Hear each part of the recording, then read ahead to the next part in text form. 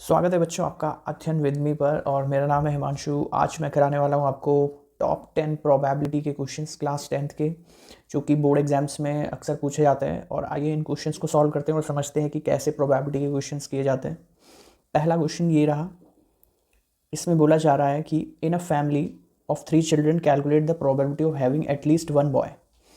एक बॉय होने की प्रोबेबिलिटी बतानी है हमें, और एक फैमिली है उसमें 3 बच्चे हैं। वो बॉय हैं कि गर्ल ये नहीं पता हमें, तो कितने कॉम्बिनेशन बना सकते हैं हम 3 बच्चों के। तो पहले हम टोटल कॉम्बिनेशंस बना लेते हैं। टोटल कॉम्बिनेशंस कितने बनेंगे? तो या तो तीनों बॉय हो सकते हैं, ठीक है, या तीनों गर्ल हो सकती हैं, या 2 बॉय 1 गर्ल हो सकती है, ठीक है, या 1 बॉय 2 गर्ल हो सकती हैं, ठीक है, या इतने कॉम्बिनेशन हो सकते हैं I think. 3 boy 1 girl 2 boy, या 1 बॉय 2 गर्ल, ठीक है। इससे ज़्यादा कॉम्बिनेशन तो हमारे नहीं बन सकते। यहाँ पर 4 ही कॉम्बिनेशन बनेंगे टोटल, है ना। तो ये हो गया हमारा। अब हमसे पूछा है एटलीस्ट 1 बॉय, 1 बॉय हो एटलीस्ट, ठीक है। ज़्यादा से ज़्यादा कितने भी हो सकते हैं, तो बस वो वाले काउंट कर लेते हैं हम। तो इसमें भी 1 बॉय आ रहा है, इसमें भी 1 बॉय आ रहा है, और इसमें भी 1 बॉय आ रहा है। एक से ज़्यादा भी हो सकते हैं। एटलीस्ट का मतलब होता है एक से एटलीस्ट 1 बॉय तो होना ही चाहिए, मतलब कम से कम 1 तो होना ही चाहिए, और उसके ऊपर जितने भी हो वो भी ले लेंगे हम, ठीक है। तो अब प्रोबेबिलिटी ऑफ 1 बॉय, या ऐसे लिख लेते हैं पूरा, एटलीस्ट 1 बॉय इक्वल्स टू हो जाएगी आपकी favourable outcomes divide by total number of outcomes. Favourable outcome हमारे कितने हो गए? 3, और टोटल आउटकम बने हमारे 4, ठीक है। तो ये इसका फाइनल आंसर हो जाएगा। चलिए चलते हैं नेक्स्ट क्वेश्चन की तरफ। अ card is at random from a well shuffled pack of 52 playing cards, ठीक है। अ कार्ड इज ड्रॉन रैंडम, एक कार्ड को रैंडमली निकाला गया एक वेल शफल्ड पैक से, ठीक है। पैक में शफल्ड कर रखे थे, और आप जानते हो 52 कार्ड्स होते हैं total. Find the probability of getting neither a red card nor a queen. तो अब आपको थोड़ी नॉलेज होनी चाहिए कार्ड्स के बारे में, कि टोटल कार्ड्स जो होते हैं वो तो होते हैं 52। टोटल कार्ड्स की अगर बात की जाए तो वो होते हैं 52, और वो कह रहे हैं कि ना तो रेड कलर का कार्ड होना चाहिए। इन 52 कार्ड्स में से 26 तो होते हैं रेड कलर के कार्ड, और 26 होते हैं आपके ब्लैक कलर के कार्ड, ठीक है। हाफ हाफ में डिवाइड रहता है। हर कार्ड के 4 कार्ड होते हैं, जिसमें से 2 रेड होते हैं और 2 ब्लैक होते हैं, और टोटल 13 कार्ड होते हैं, ठीक है। तो 13 × 4 करोगे तो 52 आएगा। तो अब वो कह रहा है ना तो रेड कार्ड होना चाहिए और ना ही क्वीन होनी चाहिए। तो अब मुझे बताओ, टोटल तो 26 रेड कार्ड तो ऐसे ही माइनस हो गए, लेकिन इसमें रेड कलर की 2 क्वीन भी चली गई हैं। अब वो 2 ब्लैक क्वीन इसमें होंगी, ठीक है। तो टोटल जो हम माइनस करेंगे, उसने कहा क्वीन भी नहीं होनी चाहिए, तो टोटल 4 क्वीन होंगी, जिसमें से 2 रेड होंगी, वो इन 26 में आ चुकी होंगी, और 2 ब्लैक बची होंगी, ठीक है। तो वो हमें यानी कि जो हमारा फेवरेबल आउटकम है वो बचेंगे 52 - 26 + 2, इनका सम माइनस करेंगे। तो टोटल जो हमारा फेवरेबल आउटकम है,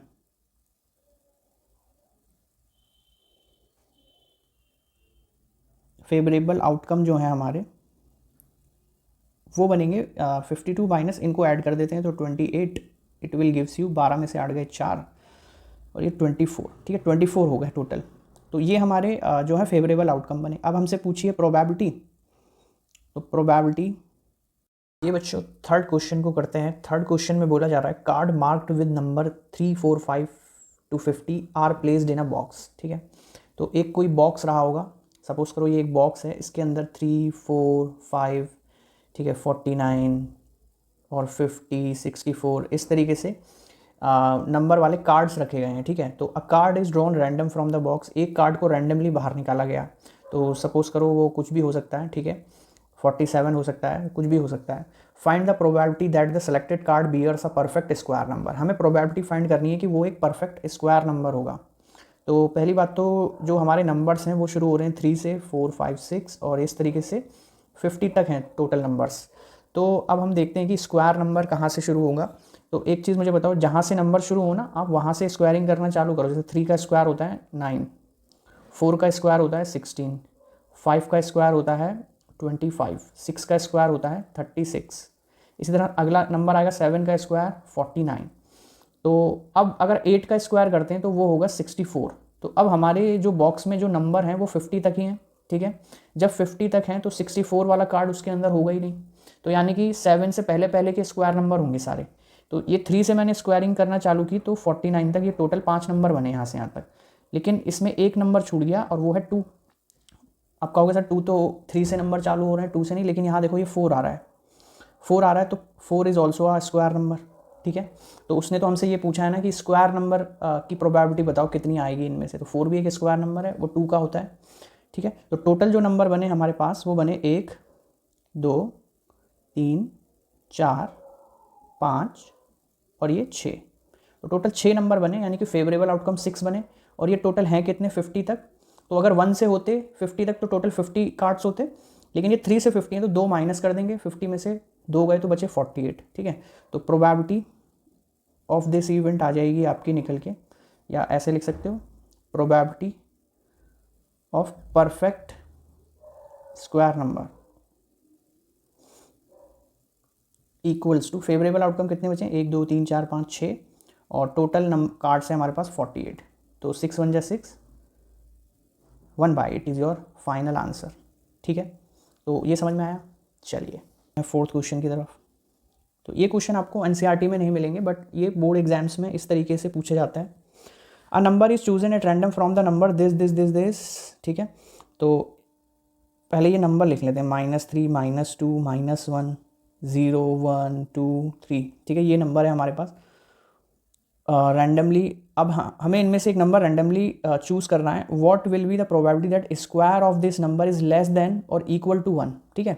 जो भी स्क्वायर आएगा उस नंबर का वो लेस देन होना चाहिए और इक्वल टू 1 होना चाहिए, ये कंडीशन आनी चाहिए जो स्क्वायर हो उसका। तो a number is chosen at random from the number this this this, what will be the probability that square of this number is less than. चलो तो सबसे पहले एक एक करके स्टार्ट करते हैं, 0 का स्क्वायर करते हैं हम, ठीक है। तो 0 का स्क्वायर करोगे तो 0 आएगा, लेस देन 1 है, ठीक है। तो स्क्वायर ये 1 हो गया हमारा। चलो अब +1 का स्क्वायर करते हैं, +1 का स्क्वायर भी 1 ही आएगा, तो ये भी करेक्ट है। लेकिन जब आप 2 का स्क्वायर करोगे तो वो 4 हो जाएगा, तो हम उसे नहीं ले सकते, क्योंकि उन्होंने कहा है कि जो स्क्वायर नंबर है वो लेस देन 1 आना चाहिए या 1 के इक्वल आना चाहिए। चलो तो अब इसके ऊपर का कोई भी नहीं आएगा नंबर। अब -1 लेते हैं, तो जब आप -1 का स्क्वायर करोगे तो भी आपका 1 ही आएगा, ठीक है।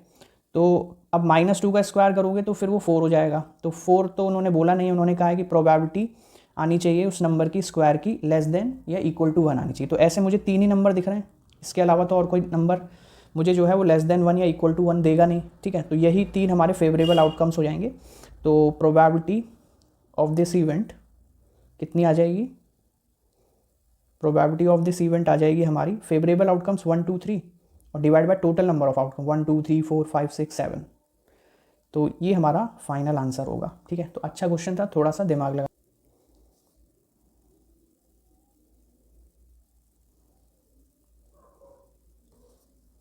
तो फिफ्थ क्वेश्चन ये रहा आपकी स्क्रीन के ऊपर। इसमें बोला जा रहा है in a simultaneous toss of 2 coins, 2 coins उछाले गए हैं, find the probability of getting exactly 1 head. तो अच्छा क्वेश्चन है, इसको देखते हैं। 2 कॉइन उछाले गए हैं, ठीक है। तो जब भी कॉइन्स उछाले जाएं तो पहले आप टोटल आउटकम्स लिख लिया करो। जैसे मैं यहाँ लिख लेता हूँ, total outcomes equals to, total outcomes कितने होंगे हमारे, या तो टेल टेल आ जाए, या तो हेड हेड आ जाए, या तो हेड टेल आ जाए, या टेल हेड आ जाए। तो ये 4 आउटकम बनेंगे टोटल, ठीक है। अच्छा, आपसे किसी क्वेश्चन में ऐसे भी पूछा जा सकता है कि टोटल कितने आउटकम्स बनेंगे अगर 5 कॉइन थ्रो किए जाएँ। तो आप वहाँ पर डायरेक्ट ही अगर पूछा हो तो आप बताओ, एक कॉइन के 2 फेस होते हैं, ठीक है, और उनको हम टॉस कितने टाइम्स कर रहे हैं, 2 टाइम्स। तो यहाँ पर 2 2 जा होता है 4 आउटकम्स आए हैं, देख लो। अगर लेकिन आपसे क्वेश्चन ये पूछ ले मल्टीपल चॉइस में कि एक कॉइन को 5 टाइम्स उछाला गया तो उसके टोटल नंबर ऑफ आउटकम्स कितने बनेंगे, केवल नंबर पूछ ले, तो आप जानते हो कॉइन के 2 फेस 5 बार उछाला है, यानी 32 टोटल आउटकम्स बनेंगे, ठीक है। तो ये आप याद रखोगे, ऐसे हम डायरेक्ट भी निकाल सकते हैं। डाइस के लिए भी सेम निकाल सकते हैं। डाइस के कितने फेस होते हैं, 6, तो एक बार उछालेंगे तो 6 की पावर 1 6 आउटकम्स बनेंगे।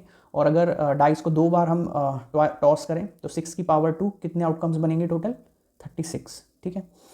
तो इस तरह से फाइंड आउट कर सकते हो। अब इसमें पहला क्वेश्चन जो पूछा है आपसे, पहला part, exactly 1 head. Exactly 1 head का मतलब एक ही हेड आना चाहिए एग्जैक्ट, तो वो 2 ही आउटकम्स में आ रहा है, ठीक है। हेड टेल हो या टेल हेड में एक एक हेड आ रहा है, एग्जैक्टली 1 हेड। तो कैसे निकालेंगे प्रोबेबिलिटी ऑफ एग्जैक्टली 1 हेड। तो इसका आंसर आ जाएगा आपका 2 बाय, और कितने हैं टोटल 4, तो 1/2 is your final answer. Second. तो अब ये एटमोस्ट आ रहा है अगले में, एटमोस्ट वन हेड। तो एटमोस्ट और एटलीस्ट दोनों बता देता हूँ इसमें। एटमोस्ट का मतलब क्या होगा कि ज़्यादा से ज़्यादा एक हेड होना चाहिए, ठीक है, ना भी हो तो भी चलेगा। तो उसका मतलब ये भी हो गया, तो एक ज़्यादा से ज़्यादा एक हेड हो, ठीक है। तो एटमोस्ट वन हेड तो इसमें आ रहा है एक तो, ठीक है, और इसमें आ रहा है एक तो, और जिस मतलब ज़्यादा से ज़्यादा एक हेड हो और ना भी हो तो भी चलेगा, तो ये इसमें नहीं आ रहा है, तो ये भी ले लेंगे हम। तो जो इसकी प्रोबेबिलिटी आएगी, probability of at most one head, वो आ जाएगी आपकी 3/4 इज़ योर आंसर, ठीक है। तो ये आपका फाइनल आंसर हो गया। चलते हैं नेक्स्ट क्वेश्चन की तरफ, जो है क्वेश्चन नंबर 6। आइए इसको सॉल्व करते हैं। ये भी अच्छा क्वेश्चन है। इसमें बोला जा रहा है अ बैग कंटेन्स, कोई एक बैग था हमारे पास, सपोज करो ये रहा बैग, इसके अंदर वाइट, ब्लैक और रेड बॉल्स थी, ठीक है, वाइट, ब्लैक और रेड बॉल थी इसके अंदर, ठीक है। A ball is drawn at random from the bag, एक बॉल को निकाला गया रैंडमली फ्रॉम द बैग, यानी ये सपोज करो ये बॉल बाहर निकाली गई एक। अब if the probability of getting a white ball is, जो जो दे रखा है वो लिख लेते हैं, ठीक है।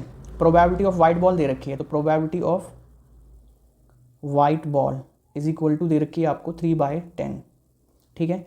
And that of black ball is 2/5, और ब्लैक बॉल की भी दे रखी है, ब्लैक बॉल की भी दे रखी है 2/5। Probability of getting red ball, आपसे एक तो ये पूछा कि रेड बॉल की प्रोबेबिलिटी बतानी है हमें, सीधा सीधा क्वेश्चन ये है आपसे।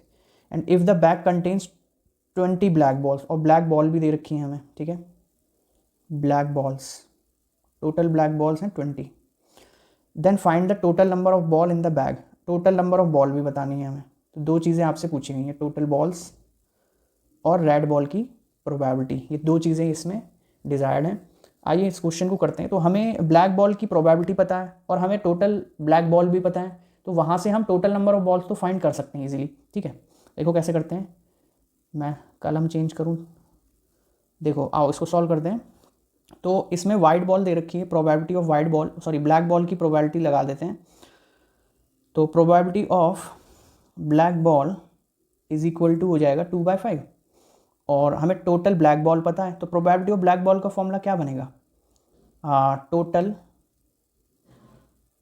Black ball divide by total balls 2/5, ठीक है। तो अब ज़रा देखो, टोटल ब्लैक बॉल है हमारे पास 20, तो 20 बाय टोटल बॉल हमें निकालनी है, ठीक है। तो यहाँ पर हम टोटल बॉल ही रहने देते हैं, बराबर 2/5, ठीक है। तो 2 10 20 होता है, और टोटल बॉल अगर यहाँ से निकालूंगे तो आ गई 10 5 50। तो जो टोटल बॉल्स थी बैग में, तो एक आंसर तो हमारा आ चुका है, 10 5 क्रॉस मल्टीप्लाई कर दिए 50 बॉल्स, ठीक है। ये हमारा पहला आंसर आ चुका है कि बैग के अंदर टोटल 50 बॉल्स थी, ठीक है। अब आपसे यहाँ पूछा जा रहा है कि हमें रेड बॉल की प्रोबेबिलिटी बतानी है। तो रेड बॉल की प्रोबेबिलिटी हम तभी बता सकते हैं कि हमें ये पता चल जाए कि जो बैग है उसके अंदर रेड बॉल कितनी है। टोटल बॉल तो हमें पता चल गई है, जैसे ही रेड बॉल आ जाएंगी तो हमारे फेवरेबल आउटकम आ जाएंगे, फेवरेबल आउटकम आ जाएंगे तो टोटल बॉल है ही हमारे पास, टोटल बॉल से उसे क्या कर देंगे, डिवाइड दे देंगे, और हमारा आंसर आ जाएगा। चलो करते हैं इसको। तो उसके लिए हमें वाइट बॉल चाहिए होंगी कि वाइट बॉल कितनी है, तभी तो हम जान पाएंगे। देखो ब्लैक बॉल तो हमें पता है कितनी है, ब्लैक बॉल है 20, ठीक है। अब किसी तरह वाइट बॉल भी पता चल जाए तो फिर टोटल बॉल तो पता है हमें, तो वाइट बॉल का फॉर्मूला लगा देते हैं हम, probability of white ball, probability of white ball is equal to कितनी दे रखी है, 3/10, 3/10 दे रखी है वाइट बॉल की प्रोबेबिलिटी। तो वाइट बॉल की प्रोबेबिलिटी का क्या फॉर्मूला बनेगा, total white ball favourable outcomes divide by total balls is equal to 3/10, तो ये दे ही रखा है हमें। अब यहाँ देखो टोटल वाइट बॉल निकालनी है हमें, ठीक है, टोटल वाइट बॉल्स, और टोटल बॉल हमें पता है कितनी है 50, 3/10, तो आप जानते हो 10 5 15, तो जो टोटल वाइट बॉल है वो निकल के आ चुकी हैं, टोटल वाइट बॉल्स, ठीक है, टोटल वाइट बॉल्स हमारी निकल के आ चुकी हैं। अब क्या करें, कितनी आ गई 15 बॉल्स, टोटल वाइट बॉल आ गई। अब हम रेड बॉल निकाल सकते हैं। रेड बॉल्स कितनी है टोटल, तो टोटल बॉल थी 50 और 20 थी white ball, sorry black ball, और 15 आ गई है हमारी white ball. Total red ball जो आई वो आई 50 माइनस ये हो जाएगा आपका 35, तो बची 15 बॉल जो थी वो कौन सी थी, रेड बॉल थी। अब रेड बॉल की प्रोबेबिलिटी पूछी है तो probability of red ball is equal to हो जाएगा आपका कितना, number of balls red balls divide by total number of balls, तो ये हो जाएगा 3/10 इज़ योर फाइनल आंसर। ठीक है, चलिए 7th क्वेश्चन की तरफ चलते हैं। यहाँ बोला जा रहा है a bag contains 15 white and some black balls. ठीक है, कोई बैग है, इसमें अगेन बैग आ गया। अब इसमें जो वाइट बॉल थी वो है 15 और जो ब्लैक बॉल्स हैं वो हैं आपकी, अच्छा सम बोला है तो x ले लेते हैं, हमें नहीं पता ब्लैक बॉल कितनी है, कह रहा है कुछ हैं। तो वाइट बॉल तो 15 है। If the probability of drawing a black ball from the bag is thrice that of drawing white ball. ठीक है, if the probability of drawing a black ball from the bag is thrice that of drawing the white ball, तो दोनों की probability निकाल लेते हैं। ठीक है, find the total number of black balls, तो ब्लैक बॉल को फाइंड करना है, यानी कि x को फाइंड करना है बेसिकली हमें इस क्वेश्चन में। तो हम दोनों की प्रोबेबिलिटी निकाल लेते हैं। तो प्रोबेबिलिटी ऑफ वाइट बॉल क्या बनेगा, इक्वेशन 15 है वाइट बॉल, तो फेवरेबल आउटकम 15 हो गए और टोटल हो गए 15 + x, तो ये आ गई प्रोबेबिलिटी ऑफ वाइट बॉल। अब प्रोबेबिलिटी ऑफ ब्लैक बॉल भी निकाल लेते हैं। प्रोबेबिलिटी ऑफ ब्लैक बॉल ये कितनी आएगी, तो ये आएगी x/x + 15। ठीक है, टोटल बॉल है x + 15 और x हमने ब्लैक वाली मानी है। तो यहाँ पे बोला गया है कि जो प्रोबेबिलिटी है ब्लैक बॉल की from the bag is thrice that of drawing a white ball. Black ball according to question आ जाएगा अब यहाँ पर स्टेटमेंट, जो आपकी ब्लैक बॉल की प्रोबेबिलिटी है, यानी कि उसने कहा ब्लैक बॉल की प्रोबेबिलिटी जो है वो थ्राइस है, थ्राइस मतलब 3 गुनी, तो 3 टाइम्स कर देंगे प्रोबेबिलिटी ऑफ वाइट बॉल। तो अब इस इक्वेशन को हम बना सकते हैं। ठीक है, अब बस ब्लैक बॉल की प्रोबेबिलिटी हमने निकाल ली है x/15 + x, और ये हो जाएगा 3 × 15 x + 15। तो x + 15 से x + 15 तो ये कैंसिल आउट हो गए, तो x आ गया डायरेक्टली आपका 45, यानी जो ब्लैक कलर की बॉल थी वो कितनी लिया था एक बार, चलो 2-3 और रह गए, इनको भी करते हैं। यहाँ बोला जा रहा है all red face cards are removed from a pack of playing cards. ठीक है, जितने भी रेड फेस कार्ड थे वो रिमूव कर दिए गए from a pack of playing card. तो अब मुझे बताओ पैक ऑफ प्लेइंग कार्ड्स में टोटल कार्ड्स कितने होते हैं, इसमें होते हैं 52 कार्ड्स। ठीक है, टोटल कार्ड्स हमारे पास 52 होते हैं। तो ऑल रेड फेस कार्ड हमने निकाल दिए हैं। तो अब सबसे पहले बात आती है कि फेस कार्ड क्या होते हैं। तो फेस कार्ड होते हैं आपका जैक, क्वीन और किंग। ये जैक, क्वीन और किंग, ये 3 जो होते हैं ये आपके फेस कार्ड होते हैं, और हर कार्ड के 4 कार्ड होते हैं। तो टोटल फेस कार्ड जो बने आपके वो कितने बने, 12। ठीक है, और उन्होंने कहा कि और जिसमें से आपके 6 तो होंगे ब्लैक। ठीक है, 6 तो होंगे आपके ब्लैक, और जिसमें से आपके 6 होंगे जो रेड। तो आपसे बोला जा रहा है कि all red face cards are removed from the pack. तो ये रेड कलर के 6 कार्ड होते हैं रेड कलर के, ये रिमूव कर दिए गए गड्डी में से। ठीक है, then a card is drawn random. ठीक है, रिमूव कर देते हैं। तो रिमेनिंग कार्ड कैसे निकाल लेंगे, आफ्टर रिमूविंग। तो रिमेनिंग कार्ड्स आ जाएंगे आपके पास 52 - 6, तो ये हो गया आपका 6, 46 हो गए। ठीक है, तो रिमेनिंग कार्ड्स बचे 46। अब इन 46 कार्ड में से एक कार्ड रैंडमली निकाला गया। ठीक है, find the probability that the card is, अब ये 3 क्वेश्चन पूछे गए। तो अब आप याद रखना कि अब टोटल कार्ड आपके 52 नहीं है, अब टोटल कार्ड जो है आपके पास 46 हैं।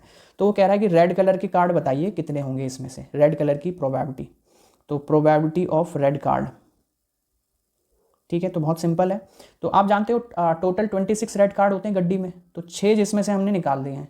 तो अभी ऊपर बताया था एक क्वेश्चन, तो 52 कार्ड्स होते हैं टोटल, जिसमें से 26 होते हैं रेड कार्ड। अब 6 तो रिमूव कर दिए हैं, तो कितने बचे होंगे रेड कार्ड, 20। ठीक है, तो डायरेक्टली प्रोबेबिलिटी आप लिख सकते हो 20/46, क्योंकि अब कार्ड जो बचे हैं वो 46 बचे हैं। तो 46 में से 20 कार्ड कौन से होंगे, 20 कार्ड इनमें होंगे ब्लैक वाले, सॉरी रेड वाले बचे होंगे, और 26 जो होंगे वो बचे होंगे आपके ब्लैक कलर के, क्योंकि उनके साथ तो कुछ छेड़छाड़ नहीं की गई है। तो पहला आंसर आपका ये हो गया, इसको रिड्यूस करके आ जाएगा 10/23, ठीक है। सेकंड आंसर, सेकंड में पूछा गया अ फेस कार्ड। तो अब जो हमने रिमूव किए थे वो 6 फेस कार्ड ही थे, और मैंने अभी बताया आपको टोटल फेस कार्ड होते हैं 12। तो अब फेस कार्ड आने की प्रोबेबिलिटी क्या हो जाएगी, प्रोबेबिलिटी ऑफ फेस कार्ड वो हो जाएगी, अब देखो 6 तो हटा दिए तो 6 ही बचे होंगे अब फेस कार्ड, तो 6/46। तो जब इसे रिजॉल्व करोगे तो आएगा 2 3 ज़ा 6, 2 2 ज़ा 4, 2 3 ज़ा 6। Third part, a card of clubs, ठीक है। क्लब्स जो होता है मैं बता देता हूँ आपको, क्लब क्या होता है।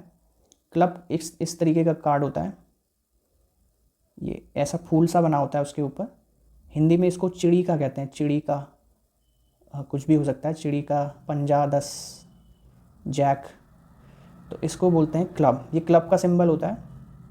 तो वो कह रहा है कि क्लब कार्ड आने की प्रोबेबिलिटी बताओ, अ कार्ड ऑफ क्लब्स, ठीक है। तो क्लब हमने जो भी रिमूव करें गड्डी में से वो रेड कलर के कार्ड रिमूव करें, ठीक है।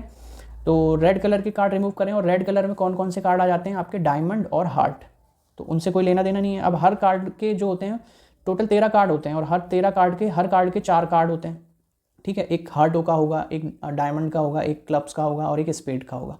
तो क्लब्स वालों के साथ तो कोई छेड़छाड़ है नहीं, यानी कि वो 13 के 13 क्लब्स कार्ड तो होंगे। तो probability of card of clubs, तो वो 13/46, क्योंकि क्लब्स कितने होते हैं 13, डायमंड कितने होते हैं 13, और आपके हार्ट भी 13 होते हैं और स्पेड भी 13 होते हैं, तो 13/46।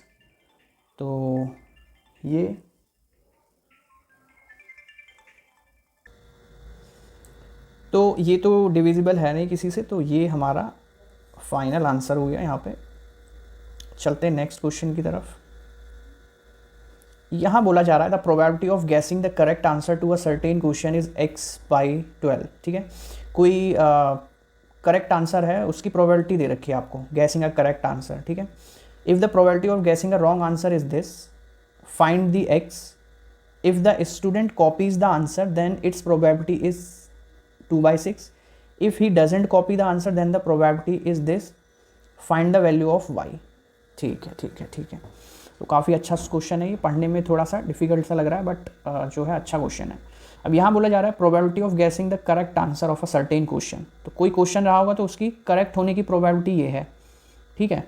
और if the probability of guessing the wrong answer is this, ठीक है। रॉन्ग गैस करने की भी प्रोबेबिलिटी दे रखी है और करेक्ट आंसर गैस करने की भी प्रोबेबिलिटी दे रखी है, ठीक है। तो हमें x/12 भी दे रखा है, एंड जो है इसको ऐसे लिख लेते हैं सिस्टमैटिक तरीके से, प्रोबेबिलिटी ऑफ गेसिंग करेक्ट आंसर,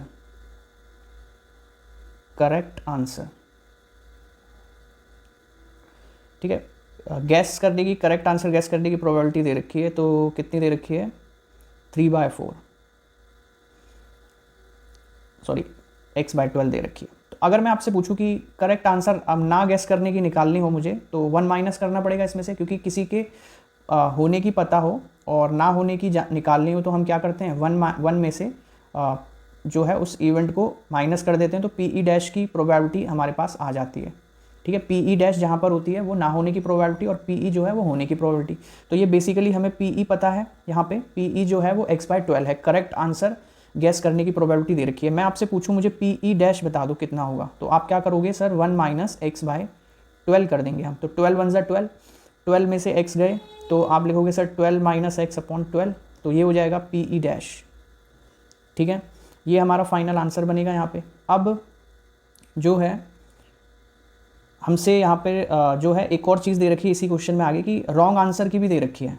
तो यानी कि हमें दे रखा है प्रोबेबिलिटी ऑफ गेसिंग रॉन्ग आंसर,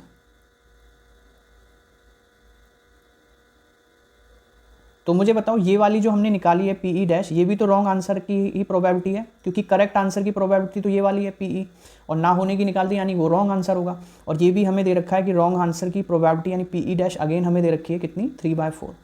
तो अब मुझे बताओ ये दोनों इक्वेशन आपस में क्या होंगी, अरे दिल कैसे बन गया है इसमें, ये हो जाएगी 2 इक्वेशन। अब बताओ दोनों ही पी ई डैश की वैल्यू में तो आपस में इक्वल होंगी, तो हम लिख सकते हैं फ्रॉम इक्वेशन 1 एंड 2।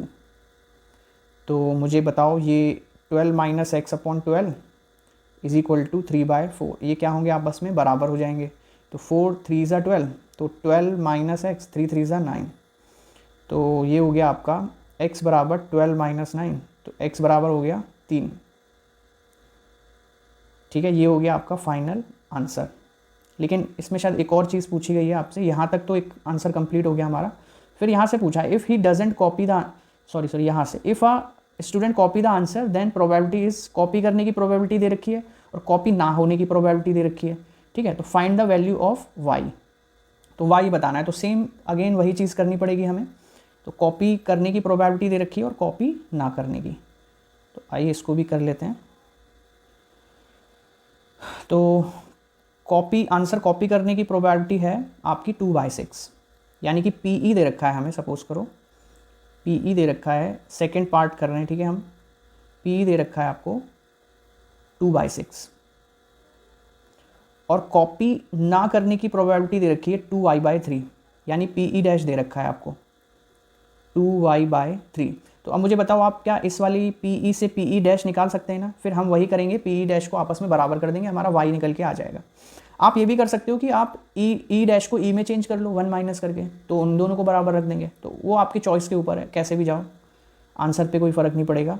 तो पी ई डैश जो आएगा वो आएगा यहाँ पर 1 माइनस 2/6। ठीक है, तो ये आ गया आपका 6 1 जा 6, 6 में से 2 गए 4/6, तो यानी ये आ गया 2/3।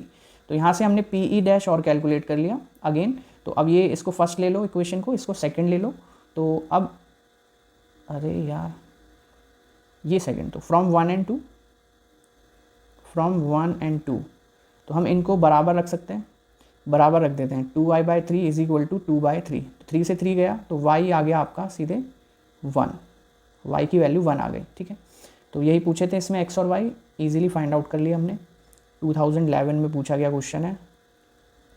अब ये क्वेश्चन भी कई बार पूछा जाता है, find the probability the leap year selected at random will contain 53 Monday. तो लीप ईयर क्या होता है, पहले तो आप ये समझो, लीप ईयर होता है एक ऐसा ईयर जिसमें होते हैं टोटल 366 डेज। ठीक है, लीप ईयर में होते हैं टोटल 366 डेज,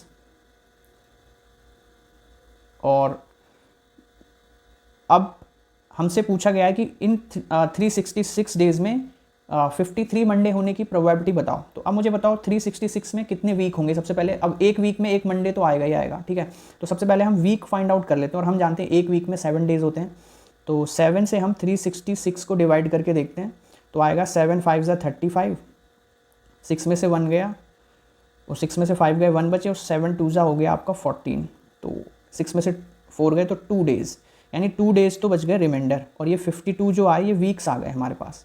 तो अब 52 मंडे तो आएंगे ही आएंगे 366 डेज़ में, क्योंकि 52 वीक्स बनेंगे 366 डेज़ में, तो 52 मंडे तो हो गए। अब बचा हमारा 52 मंडे तो आ गए, अब बचा वो कह रहा है लेकिन 53 मंडे होने की क्या प्रोबेबिलिटी है। तो अब मुझे बताइए आप कि जो हमारे रिमेनिंग डेज़ हैं वो बच रहे हैं 2, तो ये 2 दिन कौन कौन से हो सकते हैं, तो वो हो सकते हैं मंडे संडे, सॉरी सीक्वेंस में चलते हैं, वो हो सकते हैं संडे मंडे, ठीक है, या हो सकता है मंडे ट्यूसडे, या ट्यूसडे वेडनेसडे, ठीक है, या वेडनेसडे थर्सडे, या थर्सडे फ्राइडे, ठीक है, या फ्राइडे सैटरडे, या फिर सैटरडे संडे। तो अब ज़रा मुझे बताओ मंडे इन 7 दिनों में कितनी बार आया। तो एक या तो वो 2 दिन जो बचे हुए हैं ये रिमाइंडर वाले, ये संडे मंडे हो सकते हैं, या फिर ये हो सकते हैं मंडे ट्यूसडे, क्योंकि इन्हीं में आ रहे हैं 2 मंडे, बाकी में तो मंडे आ नहीं रहा है, और उसने मंडे होने की प्रोबेबिलिटी पूछी है। तो हम आंसर क्या लिखेंगे, probability of 53 Mondays equals to 2 Monday आ रहे हैं बचे हुए दिनों में और टोटल 7 दिन है, तो दिस 2/7 इज़ योर आंसर। अच्छा, इसी में कई बार वो संडे पूछ लेता है, तो संडे भी देख लो 2 ही आएंगे यहाँ लास्ट में, ठीक है, संडे के लिए पूछ ले तो 52 वीक्स तो बनेंगे ही बनेंगे, 52 संडे तो आएंगे ही आएंगे। फिर बचा एक दिन, तो सॉरी 2 दिन बचे, 2 दिन में संडे आने की क्या प्रोबेबिलिटी होगी, तो वो हम देख लेंगे। तो सैटरडे संडे हो सकता है या संडे मंडे हो सकता है, तो तब भी 2/7 ही आएगा आंसर, ठीक है। तो ये थे आपके टॉप 10 प्रोबेबिलिटी बेस्ड क्वेश्चन जो मैंने आपको सिखा दिए। आई होप आपने ये खुद से कर रखे होंगे ऑलरेडी, और जो है अगर नहीं करें तो देख लो, इस तरीके से बोर्ड में पूछे गए हैं क्वेश्चन, ठीक है। तो इंपॉर्टेंट है आपके लिए, और नए हो तो सब्सक्राइब कर देना और लाइक कर देना वीडियोस को पसंद आई हो तो। और इसी तरह से मैं चैनल पे 10th और 12th के रिलेटेड कंटेंट लाता रहता हूँ। मिलते हैं नेक्स्ट वीडियो में, तब तक के लिए बाय बाय।